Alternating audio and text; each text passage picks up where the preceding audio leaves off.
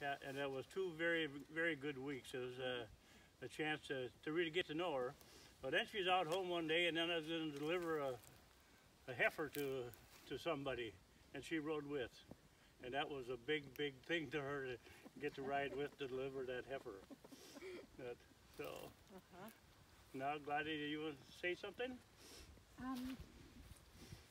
Our dad, of course, is buried here.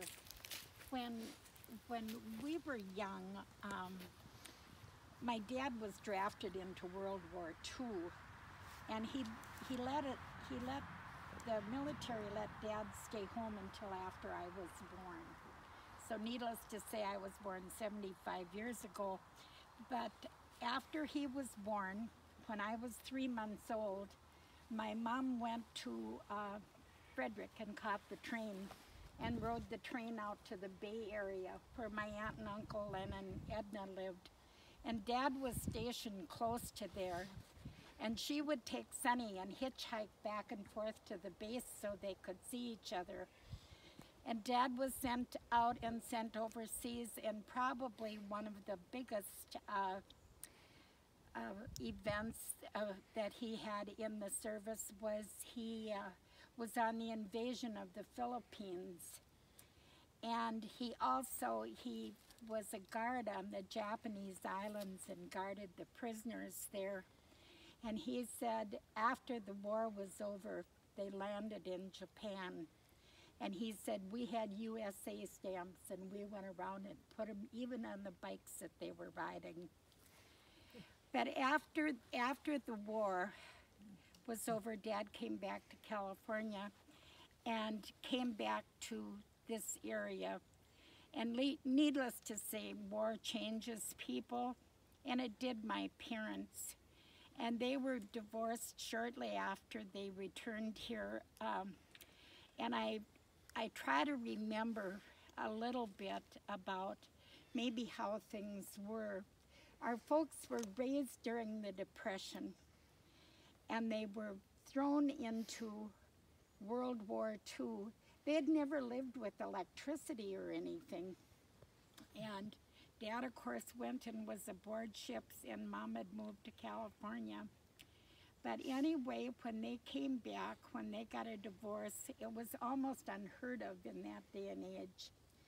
And I tell myself now, and I told my brother, I said, we have to remember our parents were practically children. Mom was 22 when I was born, and I think Dad was 2 years older, and for everything that they had gone through. But when they were divorced, there's a White House across the way here, and that was my mother's parents lived there. And we lived with my grandma and grandpa for a few years until our mother remarried and moved to the Alpha area. I had a chance to visit with Kay now and then. I went to Indianapolis a few times, and when her son Mike got married, she was living in Fort Wayne, Indiana at that time. And but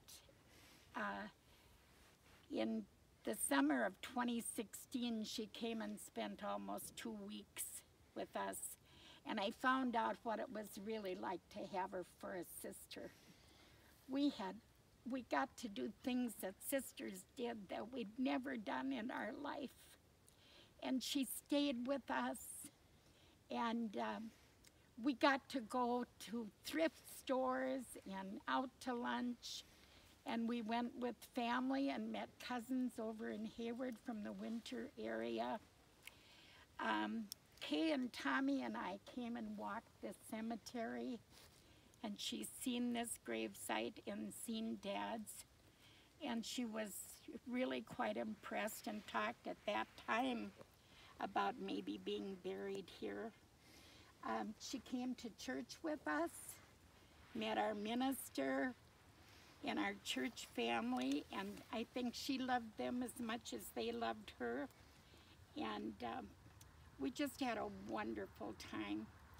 And I get sad when I think about the life we didn't have together. But I'm thankful for the time we did have. And I know in my heart that Kay is in heaven. And I know that we will have forever to be sisters. And I'm thankful for her. And Lord, we're asking you to take care of Kay. We know her remains are here with us, but we have faith that she is there with you. And bless her and bless us, Lord, and all who loved her. Amen. Thank you, Gladys.